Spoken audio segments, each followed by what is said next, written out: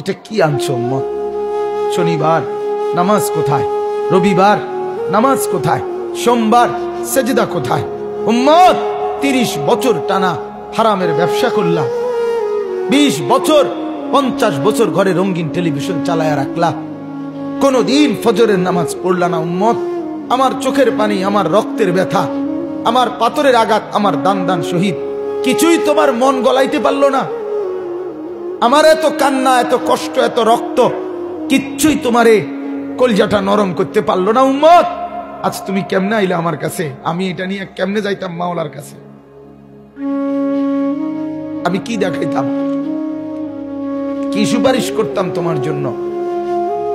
বলেন না বাপ, কি বলবেন তখন? ছেলেরা বলো না ভাইয়া, কি বলবা?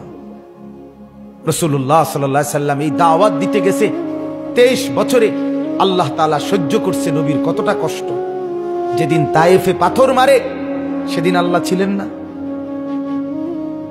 যেদিন রক্তে ভাইসা গেছে পুরা দেহ, পুরা পিঠ চালনির মতো ছিদ্র ছিদ্র হয়ে গেছে পাথরের আঘাতে, আল্লাহর নবীর মৃত্যু পর্যন্ত পিঠ ছিদ্রই ছিল, আর কোনোদিন পিঠটা মিলে নাই।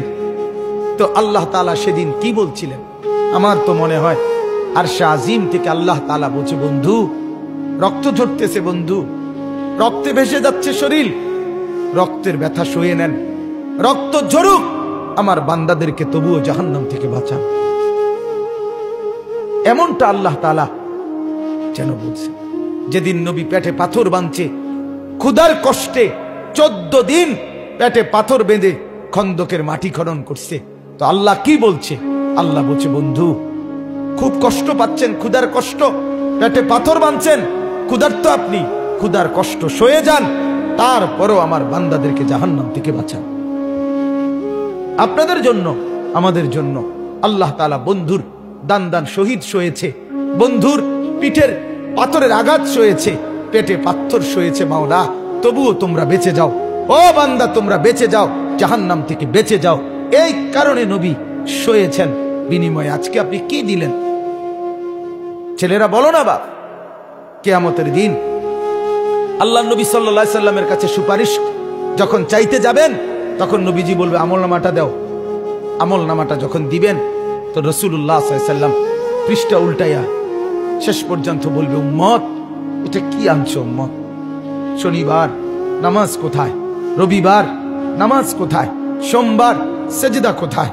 উম্মত 30 বছর টানা হারামের ব্যবসা করলা, 20 বছর 50 বছর ঘরে রঙিন টেলিভিশন চালায়া রাখলা, কোনদিন ফজরের নামাজ পড়লা না। উম্মত, আমার চোখের পানি, আমার রক্তের ব্যথা, আমার পাথরের আঘাত, আমার দান দান শহীদ, কিছুই তোমার মন গলাইতে পারলো না। আমার এত কান্না, এত কষ্ট, এত রক্ত, কিচ্ছুই তোমারে কলজাটা নরম করতে পারলো না। উম্মত, আজ তুমি কেমনে আইলে আমার কাছে? আমি এটা নিয়ে কেমনে যাইতাম মাওলার কাছে?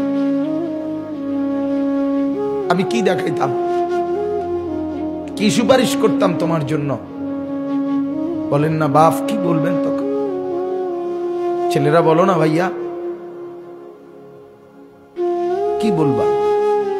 যদি বলো আল্লাহকে ভুলে গেছো, রাসূলকে সাল্লাল্লাহু আলাইহি সাল্লামকে ভুলে গেছো, তো মনে রাখো দুশ্মন বললেও তোমার এই শাস্তি থেকে, জুলুম থেকে রেহাই দিবে না, রেহাই দিবে না।